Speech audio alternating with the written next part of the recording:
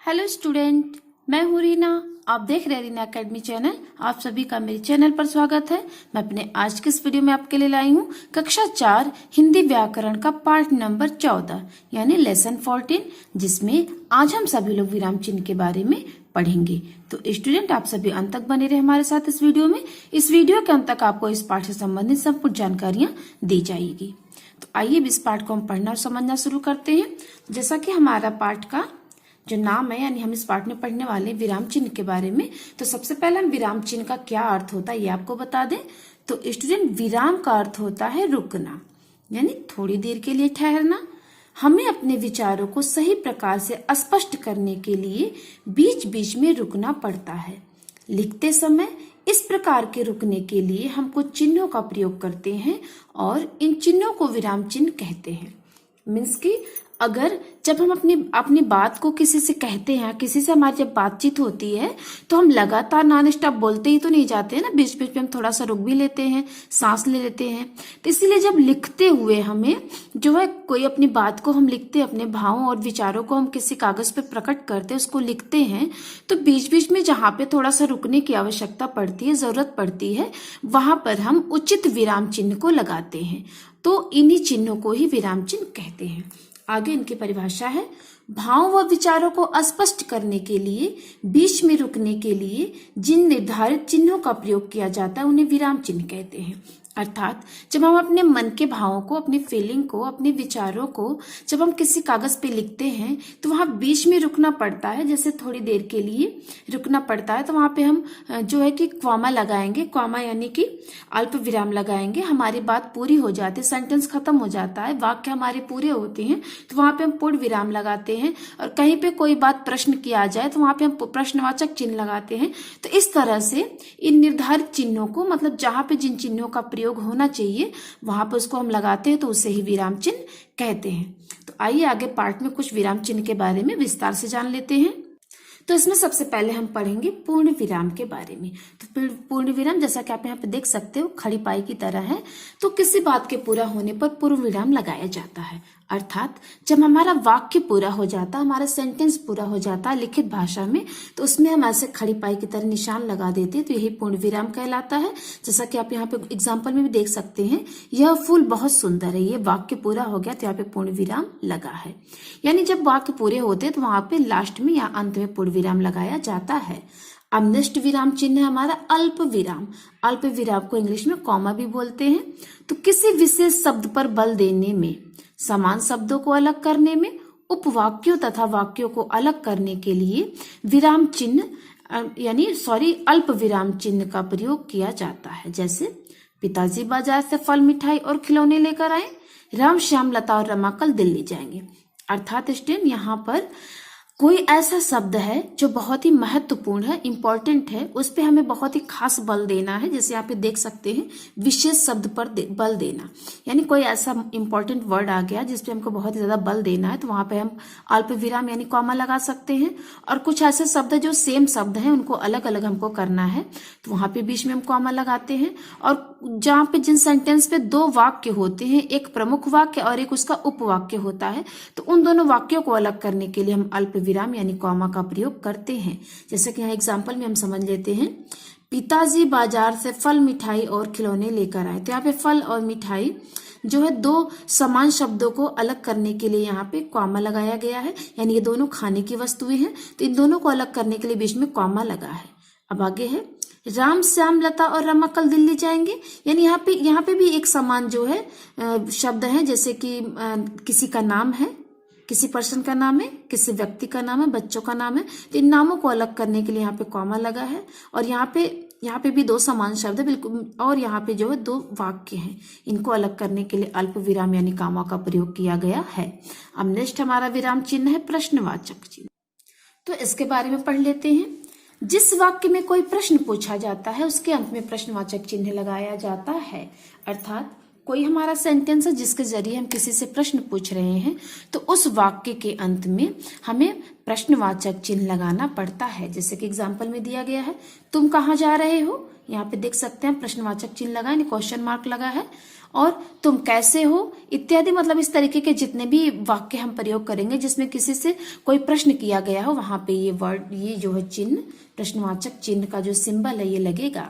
अब हमारा चौथा है विस्मयादिबोधक चिन्ह। तो ये विस्मयादिबोधक चिन्ह, ये चिन्ह है पूर्ण विराम की तरह, नीचे एक डॉट की तरह लगा है। तो आइए इसके बारे में पढ़ लेते हैं।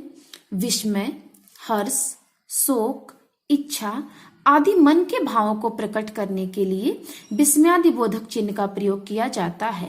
यानी हमारे मन में जो हमारे भावनाएं होती हैं, जो फीलिंग होती हैं, जो विचार होते हैं, उसको अचानक से अगर हम किसी के सामने प्रकट करना पड़े हमें, तो ये शब्द अचानक से हमारे मन से निकलते हैं, हमारे दिल से निकलते हैं।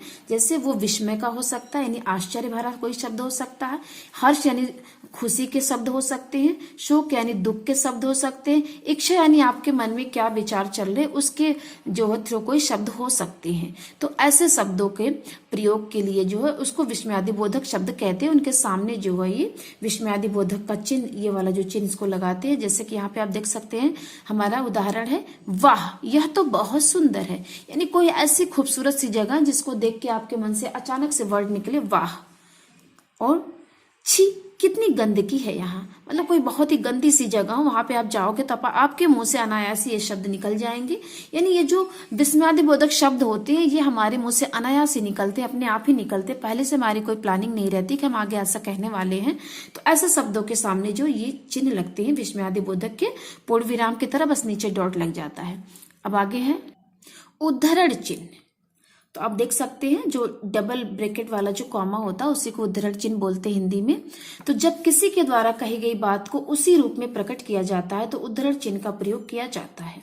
अर्थात किसी पर्सन ने या कोई व्यक्ति हो जिसने कोई बात कह दी, उसकी कही गई बात बहुत फेमस हो गई हो, तो उसके द्वारा कही गई उसी बात को जो है अगर हम किसी के सामने लाते हैं या प्रकट करते हैं तो उसको जो उद्धरण चिन्ह में बंद कर दिया जाता है। जैसे कि यहाँ पे आप देख सकते एग्जाम्पल में, सुभाष चंद्र बोस ने कहा था तुम मुझे खून दो मैं तुम्हें आजादी दूंगा। यानी ये जो लाइनें हैं ये सुभाष चंद्र जी बोस के द्वारा कही गई, उनका नारा है कि जब देश आजाद नहीं हुआ था उसमें उन्होंने ये नारा दिया था कि तुम मुझे खून दो मैं तुम्हें आजादी दूंगा।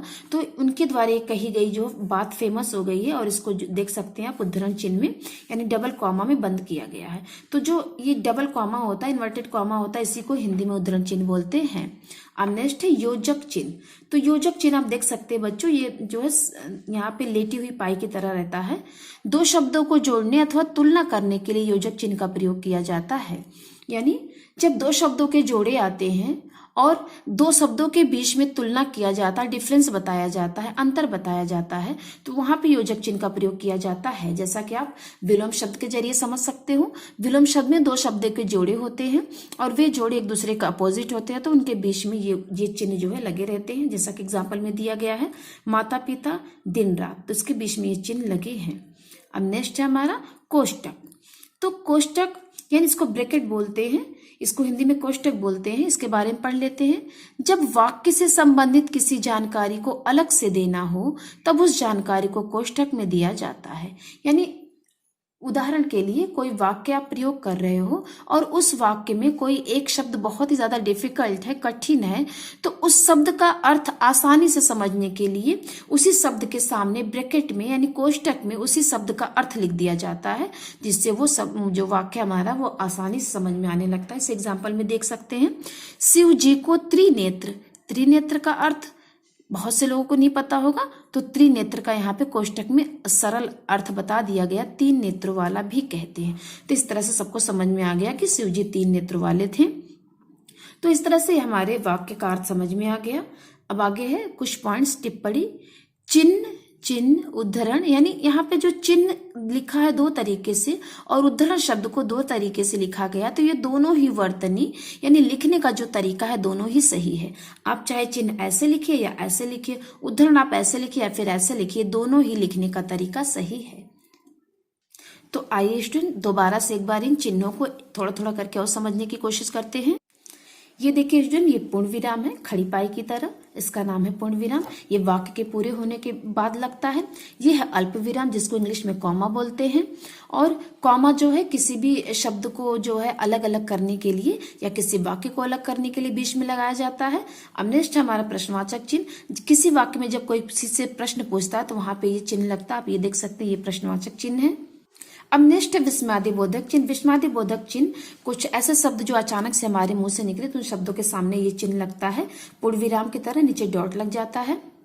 अब नेक्स्ट हमारा उद्धरण चिन्ह। उद्धरण चिन्ह जिसको इन्वर्टेड कॉमा बोलते हैं इंग्लिश में, और किसी फेमस पर्सनालिटी के द्वारा कही गई उनकी बातों को जो है इस तरह से उद्धरण चिन्ह में पेश किया जाता है। जैसे कि आप देख सकते हैं यहाँ पे है जो सुभाष चंद्र जी बोस द्वारा दिया गया जो उनका नारा था, उसको जो है उद्धरण चिन्ह में बंद कर दिया गया है।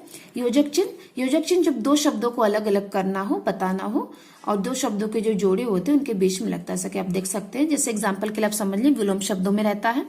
कोष्टक, कोई ऐसा वाक्य हो जिसमें कोई एक कठिन वर्ड आ गया हो, उस कठिन शब्द का अर्थ जो है कि समझाने के लिए उसी कठिन शब्द के बगल में ही कोष्टक में उस शब्द का अर्थ लिख दिया जाता है, वहां पे कोष्टक का प्रयोग होता है। तो इस तरह से स्टूडेंट हमारा ये आज का पार्ट नंबर 14 विराम चिन्ह संपूर्ण हुआ, यानी कंप्लीट हुआ, जिसके बारे में आज हमने जाना, समझा और पढ़ा।